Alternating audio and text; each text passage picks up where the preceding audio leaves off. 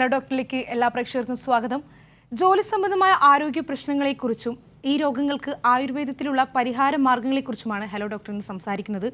നമ്മോടൊപ്പം ഇന്ന് ചേരുന്നത് ഒക്യുപേഷണൽ ഡിസീസിനെ കുറിച്ച് സംസാരിക്കാനായി നമുക്കൊപ്പമുള്ളത് Ernakulam Manjummel saint Joseph hospital ട്രസ്റ്റിൻ്റെ ആധുനിക നികേതൻ ആയുർവേദ ഹോസ്പിറ്റലിലെ chief medical officer doctor Diana ഓസ്റ്റിനാണ്. നമസ്കാരം ഡോക്ടർ. ഡോക്ടർ, ആദ്യം തന്നെ ചോദിക്കുകയാണ്, ഇന്ന് എല്ലാവരും ഒരുപോലെ നേരിടുന്ന ഒരു പ്രശ്നമാണ് ജോലി സംബന്ധമായ പ്രശ്നങ്ങളും അതിനോട് സംബന്ധിച്ചുള്ള ആരോഗ്യ പ്രശ്നങ്ങളും. അതിനെക്കുറിച്ച് എന്താണ് ഡോക്ടർക്ക് പറയാനുള്ളത്? ഡോക്ടർ, ഞാൻ തുടക്കത്തിൽ പറഞ്ഞു ഇന്ന് എല്ലാവരും ഒരുപോലെ നേരിടുന്ന ഒരു പ്രശ്നമാണ് ജോലി സംബന്ധമായ ആരോഗ്യ പ്രശ്നങ്ങൾ. അതിനെക്കുറിച്ച് ഡോക്ടർക്ക് എന്താണ് പറയാനുള്ളത്? ഇപ്പോൾ പൊതുവെ കണ്ടുവരുന്നത് സെഡൻറ്ററി ആയിട്ടുള്ള ലൈഫ് ഹാബിറ്റ്സ് കൊണ്ട് മസ്കുലോസ്കെലറ്റൽ ഡിസീസസ്, അതായത് നടുവേദന, അപ്പർ ബാക്ക് സ്ട്രെയിൻ, കഴുത്ത് വേദന, കൈ അനക്കാൻ ബുദ്ധിമുട്ട്, കൈയുടെ മൂവ്മെൻറ്റ്സ് റെസ്ട്രിക്റ്റഡ് ആവും, ഇങ്ങനത്തെ കണ്ടീഷൻസാണ് കൂടുതൽ നമ്മൾക്ക് നമ്മുടെ ഒ പിയിൽ കണ്ടുവരുന്നത്. കേൾക്കാൻ സാധിക്കുന്നുണ്ടല്ലോ അല്ലേ? ഇപ്പം കേൾക്കാം ഡോക്ടർ. നമ്മൾ തുടക്കത്തിൽ പറഞ്ഞു, അതോടൊപ്പം തന്നെ ഇപ്പോൾ ജോലി സംബന്ധമായ പ്രശ്നങ്ങൾ കൊണ്ട് ഇപ്പോൾ ഒരുപാട് സിസ്റ്റം യൂസ് ചെയ്യുന്ന ആൾക്കാരുണ്ട്. അങ്ങനെ പലതരത്തിലുള്ള ജോലികൾ സംബന്ധിച്ച് വരുമ്പോൾ അവർക്ക് പേശി വേദന, കഴുത്ത് വേദന തുടങ്ങിയ പലതരം ബുദ്ധിമുട്ടുകൾ വരുന്നുണ്ട്. അതിനുള്ള ഒരു കാരണം എന്തായിരിക്കും? ഞാൻ ആദ്യം പറഞ്ഞ പോലെ സെഡൻറ്ററി, അതായത് ഇരുന്ന് പണിയെടുക്കുന്ന ആൾക്കാർക്ക്, ഇരുന്ന് ജോലി ചെയ്യുന്നവർക്ക്, പിന്നെ IT പ്രൊഫഷണൽസ്, ഇവർക്കൊക്കെയാണ് കൂടുതലും ഇങ്ങനെ ഒരു കണ്ടീഷൻ വരാൻ സാധ്യതയുള്ളത്. അവരുടെ ആൻറ്റീരിയർ പോർഷൻസിലോട്ടുള്ള മൂവ്മെൻറ്റ്സ് ആണ് ഏറ്റവും കൂടുതലും അവരിൽ. അതായത് 24 hours ഓൾമോസ്റ്റ് അവരുടെ ഡ്യൂട്ടി ടൈം അവർ സ്പെൻഡ് ചെയ്യുന്നത് ടുവേർഡ്സ് യുവർ ആൻറ്റീരിയർ പോർഷനാണ്. കൈക്കും കഴുത്തിനും പുറത്തിനും ഒക്കെയാണ് കൂടുതൽ സ്ട്രെയിൻ വരുന്നത്. അപ്പോൾ മസ്കുലർ സ്പാസം വന്നിട്ട്, അത് പേശികൾക്ക് സ്റ്റിഫ്നെസ് വരുന്നതിനെ തുടർന്ന് വരുന്ന കണ്ടീഷൻസാണ് ഇനീഷ്യലി പ്രസൻറ്റ് ചെയ്യുന്നത്. പിന്നെ ഫുൾ ടൈം സെൻട്രലൈസ്ഡ് AC-യിലിരിക്കുക, വാട്ടർ ഇൻടേക്ക് കുറയുക, വെള്ളം കുടിക്കുന്നത് വളരെ കുറവായിരിക്കും അങ്ങനത്തെ ആൾക്കാർ. അപ്പോൾ അതുകൊണ്ടൊക്കെ മസിൽസിൽ നല്ല പെയിൻ വരാൻ സാധ്യതയുണ്ട്. ഡോക്ടർ, അതോടൊപ്പം തന്നെ ഈ ജോലിയുടെ ഒരു സമ്മർദ്ദം കാരണം പലർക്കും ഉണ്ടാകുന്ന മറ്റൊരു പ്രശ്നമാണ് ഉറക്കക്കുറവ്, അതുമൂലം ഉണ്ടാകുന്ന തലവേദന. അപ്പോൾ ഇതിനൊക്കെ ഒരു തരത്തിൽ എങ്ങനെ നമുക്ക് പരിഹരിക്കാൻ സാധിക്കും? ഇതെല്ലാം നമുക്ക് നമ്മുടെ ജോലി സംബന്ധമായ കാര്യങ്ങളുമായിട്ട് തന്നെ കണക്ട് ചെയ്യാൻ പറ്റുള്ളൂ. ഫുൾ ടൈം സിസ്റ്റമിൽ നോക്കി നിൽക്കുക, പിന്നെ ടാർഗറ്റ് ഓറിയൻറ്റഡ് ആയിട്ടുള്ള വർക്കുകൾ, ഉറക്കക്കുറവ്, ഇത് ഡേ ആൻഡ് നൈറ്റ് വർക്കാണ്. അവരുടെ ടാർഗറ്റ് അറ്റൈൻ ചെയ്യാനായിട്ട് ഈവൻ നൈറ്റ് അവേഴ്സ് പോലും നമ്മുടെ ബോഡിക്ക് റെസ്റ്റും, അതായത് ഓർഗൻസ് റെജുവിനേറ്റ് ചെയ്യാനുള്ള ടൈം പോലും അവർ സ്പെൻഡ് ചെയ്യുന്നത് സിസ്റ്റത്തിൻ്റെ മുമ്പിലാണ്. അപ്പോൾ ഏറ്റവും ആദ്യം കറക്റ്റ് ചെയ്യേണ്ടത് നമ്മുടെ ലൈഫ് സ്റ്റൈൽ തന്നെയാണ്. നമ്മുടെ ജോലിയിലെ കാര്യങ്ങളാണെങ്കിൽ പോലും അതിന് കുറച്ചും കൂടി ഒന്ന് ഒരു റുട്ടീനായിട്ട് ട്രാക്ക് ചെയ്തിട്ട് മാനേജ് ചെയ്യുക എന്നുള്ളതാണ് ഏറ്റവും ആദ്യം ചെയ്യേണ്ടത്. പിന്നെ ആയുർവേദ ട്രീറ്റ്മെൻറ്റ് പ്രകാരം പറയുകയാണെങ്കിൽ നമുക്ക് ശിരോധാരകളും കണ്ണിനുള്ള ട്രീറ്റ്മെൻറ്റ്സും ലൈക്ക് മെൻ്റൽ സ്ട്രെസ് റിലീസ് ചെയ്യാനായിട്ട്, പിന്നെ മെഡിക്കേഷൻ്റെ സപ്പോർട്ട്, അത് പേഷ്യൻ്റെ കണ്ടീഷൻ അനുസരിച്ചിട്ട് അവരുമായിട്ട് സംസാരിക്കുമ്പോൾ നമുക്ക് അവരുടെ അവസ്ഥകൾ, ചിലപ്പോൾ ഫാമിലി ഇഷ്യൂസ് ഉണ്ടെങ്കിൽ അതറിയുക, സ്ട്രെയിൻ റിലേറ്റഡ് ടു വാട്ട് എന്ന് അറിഞ്ഞതിന് ശേഷം അവർക്ക് മെഡിക്കൽ സപ്പോർട്ടും കൊടുക്കുക, എക്സ്റ്റേണൽ ട്രീറ്റ്മെൻറ്റ്സിൻ്റെ ഹെൽപ്പോട് കൂടെ നമുക്ക് ഈ കണ്ടീഷൻ റിലീവ് ചെയ്യാവുന്നതാണ്. ഡോക്ടർ, നമ്മൾ തുടക്കത്തിൽ പറഞ്ഞു പലതരം ആരോഗ്യ പ്രശ്നങ്ങൾ, അതിൽ നട്ടലിനും സ്പെയിനും തോള്, കഴുത്ത്, പെടലി വേദന, കൈകൾക്ക് മറ്റൊക്കെ വന്നേക്കാവുന്ന പ്രശ്നങ്ങൾ എന്തൊക്കെയാണ്? കഴുത്ത് സംബന്ധമായിട്ട് വരുന്നത് പെടലി സ്ട്രെയിൻ നല്ല രീതിയിൽ വരുന്നത് സർവൈക്കൽ സ്റ്റിഫ്നെസ് എന്ന് പറയും. സർവൈക്കൽ സ്റ്റിഫ്നെസ് വരുമ്പോൾ നമ്മുടെ കയ്യിലോട്ടുള്ള സർക്കുലേഷനിൽ വ്യത്യാസം വരും. ആസ് എ റിസൾട്ട് അവർക്ക് നംനെസ് ഫീൽ ചെയ്യാം, പെയിൻ പ്രസൻറ്റ് ചെയ്യാം, അപ്പർ ആംസിൽ നല്ല പെയിൻ ഉണ്ടാവാം, പിന്നെ നടുവേദന, പിന്നെയുള്ളത് മറ്റേ carpal tunnel syndrome, tendon strain കൊണ്ടോ അല്ലെങ്കിൽ ലൈക്ക് ഓവർ യൂസേജോട് റിപ്പീറ്റഡ് സ്ട്രെസ് കൊണ്ട് വരാൻ ചാൻസസ് ഉള്ള മസ്കുലർ സ്റ്റിഫ്നെസ് ആണ് കൂടുതലും കണ്ടുവരുന്നത്. ഡോക്ടർ, ഇത്തരത്തിലുള്ള ആരോഗ്യ പ്രശ്നങ്ങൾക്ക് അല്ലെങ്കിൽ ശാരീരിക ബുദ്ധിമുട്ടുകൾക്ക് ആയുർവേദത്തിലെ പ്രതിവിധികൾ എങ്ങനെയാണ്? അങ്ങനെ ഒരു പ്രതിവിധി ഉണ്ടോ? ആയുർവേദ ചികിത്സാ പ്രകാരം നമ്മൾ പേഷ്യൻറ്റിൻ്റെ ഒരു പേഷ്യൻ്റ് അപ്രോച്ച് ചെയ്യുമ്പോൾ ആദ്യം ആ പേഷ്യൻറ്റിൻ്റെ കംപ്ലീറ്റ് ഹിസ്റ്ററി എടുത്തതിന് ശേഷം അവരുടെ നേച്ചർ ഓഫ് ജോബിനനുസരിച്ചിട്ട് ഏത് റീജിയനിലാണ് പെയിൻ എന്ന് നമ്മൾ നോട്ട് ചെയ്യുക. അവിടെ പെയിൻ നോട്ട്സ് ഉണ്ടെങ്കിൽ റിലീസ് ചെയ്തിട്ട് നമ്മുടെ പഞ്ചകർമ്മ ചികിത്സകൾ വളരെയധികം എഫക്റ്റീവാണ് ഈ പറയുന്ന കണ്ടീഷൻസിൽ. ലാസ്റ്റിങ്ങുമാണ്. പേഷ്യൻ്റെ കോപ്പറേഷനും നമ്മൾ പറയുന്ന അനുസരിച്ചിട്ട് അവർ എല്ലാം പാലിക്കാൻ തയ്യാറാണെങ്കിൽ മാത്രമാണ് ഈ പറയുന്ന കണ്ടീഷൻ. അത് പേഷ്യൻ്റ് കംപ്ലീറ്റ്ലി നമ്മൾ പറയുന്ന പോലെ കാര്യങ്ങൾ ചെയ്യണം. റെസ്റ്റ് വേണം, പ്രോപ്പർ എക്സസൈസുകൾ ചെയ്യുക, റീഹാബ്സ് കണ്ടിന്യൂ ചെയ്യുക. നമുക്ക് ഈ പഞ്ചകർമ്മ ചികിത്സകൾ കൊടുക്കുന്നതുകൊണ്ട് വളരെയധികം നമുക്ക് റിസൾട്ട് കിട്ടുന്നതാണ്. ഇപ്പോൾ പഞ്ചകർമ്മ ചികിത്സയെ പറ്റി പറഞ്ഞു, ആ ചികിത്സാ രീതിയെക്കുറിച്ച് ഒന്ന് വിശദീകരിക്കാമോ? പഞ്ചകർമ്മ ചികിത്സാ രീതിയിൽ പഞ്ചകർമ്മങ്ങൾ വമനം, വിരേചനം. വമനം എന്ന് പറയുന്നത് ഛർദ്ദിപ്പിക്കൽ, വിരേചനം വയറിളക്കുക, വസ്തിപ്പിൻ്റെ ഉള്ളത് നമ്മുടെ ശരക്തമോക്ഷം. ഇതൊക്കെയാണ് പഞ്ചകർമ്മങ്ങളിൽ പെടുന്നത്. പിന്നെ പൂർവ്വകർമ്മത്തിൽ നമ്മുടെ കിഴികൾ, അതായത് ഇലക്കിഴി, രൂക്ഷക്കിഴികൾ, മസാജ്, കായസേക, അതായത് പിഴിച്ചിൽ, ഇതെല്ലാം അതിൽ പെടുന്നതാണ്. ഓരോ വ്യക്തികളുടെയും കണ്ടീഷൻ അനുയോജ്യമായ രീതിയിൽ എണ്ണകൾ തിരഞ്ഞെടുത്ത് അവർക്ക് ഈ പ്രൊസീജിയേഴ്സ് എല്ലാം സെയിം തന്നെയാണ്. പേഷ്യൻ്റെ കണ്ടീഷനെ ബേസ് ചെയ്തായിരിക്കും നമ്മുടെ ട്രീറ്റ്മെൻറ്റിൻ്റെ ഓയിൽ എല്ലാം ചേഞ്ച് ചെയ്യണത്. 3 തുടങ്ങി 7, 10, 14, 21 ഡിപ്പെൻസ് ഓൺ പേഷ്യൻറ്റ്. ഇങ്ങനെ ദിവസങ്ങൾക്കാണ് നമ്മൾ ട്രീറ്റ്മെൻറ്റ് പ്രിസ്ക്രൈബ് ചെയ്യുന്നത്. ഡോക്ടർ, ഇപ്പോൾ ഓരോ പേശികൾക്കും ഓരോ രീതിയിലുള്ള ചികിത്സാ മാർഗങ്ങളാണ്. ഇപ്പോൾ കഴുത്ത്, അങ്ങനെ ഓരോ പേശികൾക്കും വ്യത്യസ്ത രീതിയിലുള്ള ചികിത്സാ മാർഗങ്ങളാണോ എടുക്കേണ്ടത്? ഓരോ പേശികൾക്കും വ്യത്യസ്തമായെന്നല്ല, ജനറലായിട്ട് പ്രൊസീജിയേഴ്സ് എല്ലാം സെയിം തന്നെ. പക്ഷേ എന്താണ് ആ വേദനകളുടെ കാരണമെന്നറിഞ്ഞ് അതിനനുയോജ്യമായിട്ടുള്ള തൈലങ്ങളിലാണ്, തൈലവും നമ്മളെടുക്കുന്ന ചൂർണങ്ങളൊക്കെയാണ് വ്യത്യസ്തപ്പെടുത്തുന്നത്. ഓരോ പേശിയുടെയും ഡയറക്ഷനും അതിൻ്റെ ഒറിജിനും ഇൻസേർഷനെയൊക്കെ ബേസ് ചെയ്ത് പിന്നെ ട്രീറ്റ്മെൻറ്റ് രീതികൾക്കാണ് നമ്മൾ വ്യത്യാസം വരുത്തുന്നത്. ഇത്തരത്തിലുള്ള പേശി കാര്യങ്ങൾക്കും മറ്റ് ജോലി സംബന്ധിച്ചുള്ള സമ്മർദ്ദങ്ങൾക്കൊക്കെ ആയുർവേദം ഉപയോഗിക്കുന്നതിൻ്റെ പ്രത്യേകത എന്താണ്? ഇത്തരത്തിലുള്ള മാനസിക സമ്മർദ്ദമൊക്കെ വരുമ്പോൾ ആയുർവേദ ചികിത്സ തേടേണ്ടതിൻ്റെ പ്രത്യേകത എന്താണ്? മെൻ്റൽ ആൻഡ് ഫിസിക്കൽ റിലാക്സേഷൻ, മാനസികവും ശാരീരികവുമായിട്ട് ഒരു റിലാക്സേഷൻ കിട്ടുക എന്നുള്ളതാണ് ഇപ്പോഴത്തെ ഏറ്റവും അത്യാവശ്യമായിട്ടുള്ള ഒരു റിലാക്സിങ് തെറാപ്പി എന്ന് പറയുന്നത്. എല്ലാവരും ഫാസ്റ്റ് മൂവിങ് ആയിട്ടുള്ള ലോകത്താണ്. ഒരു ബട്ടൺ ബേസ്ഡ് ആയിട്ടോ അല്ലെങ്കിൽ ഒരു ലാപ്ടോപ്പിനോ സിസ്റ്റം ബേസ്ഡ് ആയിട്ടുള്ള ലൈഫ് സ്റ്റൈലാണ് എല്ലാവർക്കും. ഒരു റിലാക്സേഷനുള്ള ടൈം വളരെ കുറവാണ്. അവർക്ക് ഒരു വർക്ക് കമ്മിറ്റഡ് ആയിട്ടുള്ള ഒരു രീതികളാണ് ഇപ്പോൾ കണ്ടുവരുന്നത്. അപ്പോൾ എന്തുകൊണ്ടും നമ്മുടെ ചികിത്സകൾ മാനസികവും ശാരീരികവുമായ തലത്തിൽ നല്ല ഇമ്പ്രൂവ്മെൻറ്റ് കൊടുക്കുവാനും പേഷ്യൻ്റ് റിലാക്സ് ചെയ്യാനും വളരെയധികം ഹെൽപ്ഫുള്ളാണ്. ജോലി സംബന്ധമായ ആരോഗ്യ പ്രശ്നങ്ങളും ആയുർവേദത്തിൽ അതിൻ്റെ പ്രതിവിധിയുമാണ് ഹലോ ഡോക്ടർ സംസാരിച്ചുകൊണ്ടിരിക്കുന്നത്. ഡോക്ടർ, നമ്മോടൊപ്പം ഒരു പ്രേക്ഷകൻ ചേരുന്നുണ്ട്. അനൂപാണ്. അനൂപ്, ഡോക്ടറോട് ചോദിച്ചോളൂ. ഹലോ, നമസ്കാരം ഡോക്ടർ.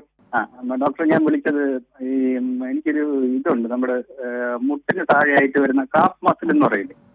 മസിലിൽ ഇടയ്ക്കിടയ്ക്ക് ഒരു കോച്ചിപ്പിടുത്തം പോലെയുണ്ട്. സെക്യൂരിറ്റി ജോലിയാണ്. അപ്പോൾ കൂടുതൽ സമയം നിൽക്കേണ്ടതായിട്ടും വരുന്നുണ്ട്. അപ്പോൾ ആ ഒരു കാഫ് മസിലിൽ നല്ല പെയിൻ, അതായത് പ്രത്യേകിച്ചും രാത്രി സമയത്ത് നന്നായിട്ട് നമ്മൾ ഉരുണ്ട് കയറുമെന്ന് പറയുന്നത് അതേപോലെ കയറിയിരിക്കുന്ന ഒരവസ്ഥ ഉണ്ടാവാറുണ്ട്, പ്രത്യേകിച്ച് തണുപ്പ് കാലത്തൊക്കെ. അതിനെന്ത് ചെയ്യാൻ പറ്റുമെന്ന് അറിയാൻ വേണ്ടി വിളിച്ചത്. Okay, calf muscle strain massage കൊടുക്കുക, അത് റിവേഴ്സ് സർക്കുലേഷൻ ഇംപ്രൂവ് ചെയ്യാനായിട്ട് താഴേന്ന് മുകളിലോട്ട്, അതായത് കാൽപാദത്തിൽ നിന്ന് മുകളിലോട്ടുള്ള ഡയറക്ഷനിൽ നല്ലൊരു മസാജ് കൊടുത്തു കഴിഞ്ഞാൽ വ്യത്യാസം വരുന്നതാണ്.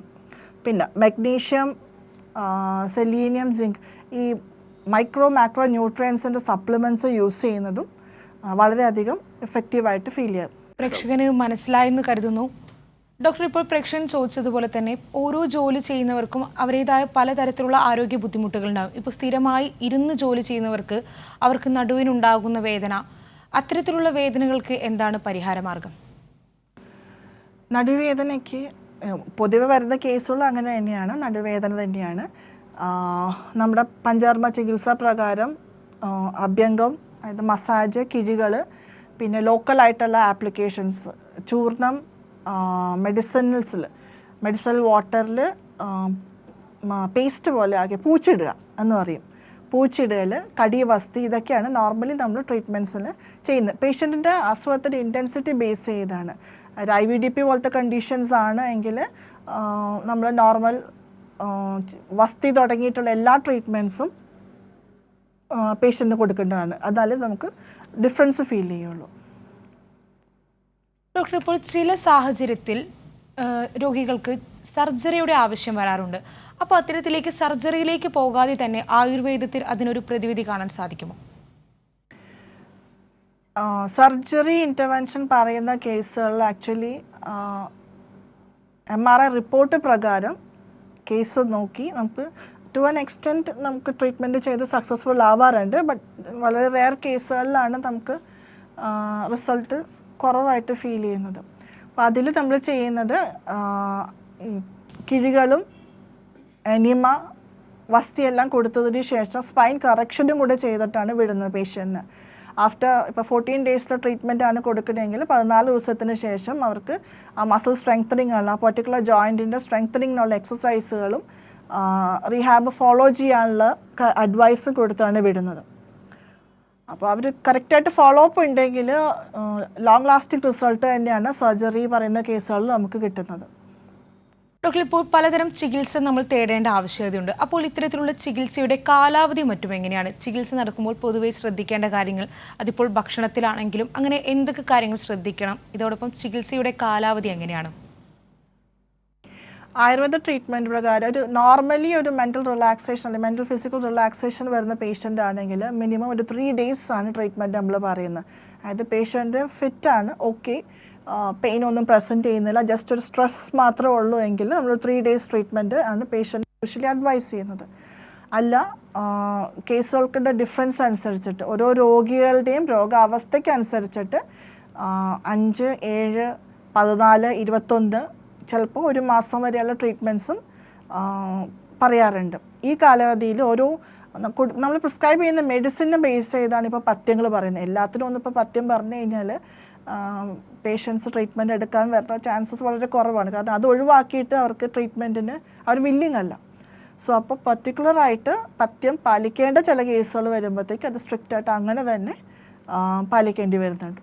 അല്ലാതെ ഡയറ്റ് ഷെഡ്യൂൾ എന്ന് പറയുന്നത് വെയിറ്റ് റിഡക്ഷൻ എന്നുള്ളത് വണ്ണം കൂടാതെ നോക്കുകയും വേണം, ബോഡിക്ക് ഹാം വരാത്ത എന്താണോ അസുഖം അതിന് ഹാം ചെയ്യാത്ത രീതിയിലുള്ള ഡയറ്റാണ് ആ സമയത്ത് ഫോളോ ചെയ്യുന്നത് കുറച്ചും കൂടി നല്ലത്. ഡോക്ടർ, ഇപ്പോൾ നമ്മോടൊപ്പം ഒരു പ്രേക്ഷകൻ കൂടി ചേരുന്നുണ്ട്. എറണാകുളത്ത് നിന്ന് ബാബു ആണ്. ബാബു, ഡോക്ടറോട് ചോദിച്ചോളൂ. ഹലോ, എൻ്റെ കാലിൻ്റെ അടിഭാഗത്ത് ഇടയ്ക്കിടയ്ക്ക് വേദന ഉണ്ടാകാറുണ്ട്. അതിലിപ്പോ നിലവിൽ എന്ത് ട്രീറ്റ്മെന്റ് ആണ് കിട്ടാൻ സാധ്യതയുള്ളത്? കാലിന്റെ അടിഭാഗം എന്ന് ഉദ്ദേശിക്കുന്ന പാദത്തിലാണോ അതോ ഉപ്പുറ്റിയാണോ? അതെ അതെ അതെ, പാദത്തിന്റെ അടിഭാഗം. അടിഭാഗത്ത് എപ്പോഴും ഉണ്ടോ വേദന അതോ റെസ്റ്റ് ചെയ്ത് എഴുന്നേൽക്കുമ്പോഴാണോ ആ പെയിൻ ഫീൽ ചെയ്യുന്നത്? ഡയബറ്റിക് ആണോ ചേട്ടൻ? ഇല്ല, ഇടയ്ക്കിടയ്ക്ക് മാത്രമേ ഉള്ളൂ. അതെ അതെ, രാവിലെ ഉണ്ടാവും, പിന്നെ ചില സന്ദർഭങ്ങളിൽ. ഓക്കെ, എന്ത് ജോലിയാ ചെയ്യുന്നത്? ജോലിയൊന്നും ചെയ്യുന്നില്ല, ഡയബറ്റീസ് ഉള്ള ആളാണ്.